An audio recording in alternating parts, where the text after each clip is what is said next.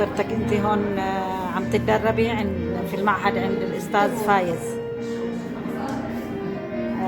تحكي لي عن شو اسمك حبيبتي انت؟ غنوة حفار. غنوة حفار. والنعم.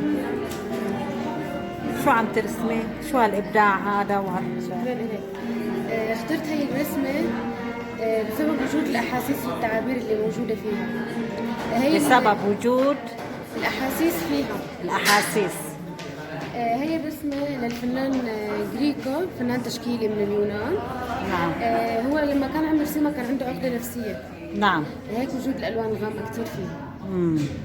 ما شاء الله، فعلا مبين واضح العقدة النفسية من العيون وطريقة رسم الوش بس إن شاء الله ما بيكون في ولا عقدة بحياتك. شرفتيني، نورت القناة حبيبتي، أهلا وسهلا فيك.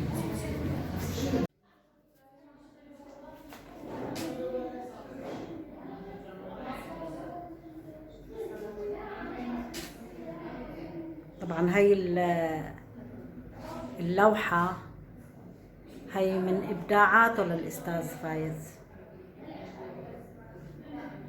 شايفين هاللوحة ما أبدعها؟ ما شاء الله عليه.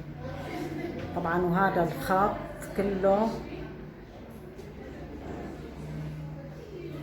اللي شايفينه داير مداير اللوحة، طبعا هذا كلياته تخطيط الأستاذ فايز.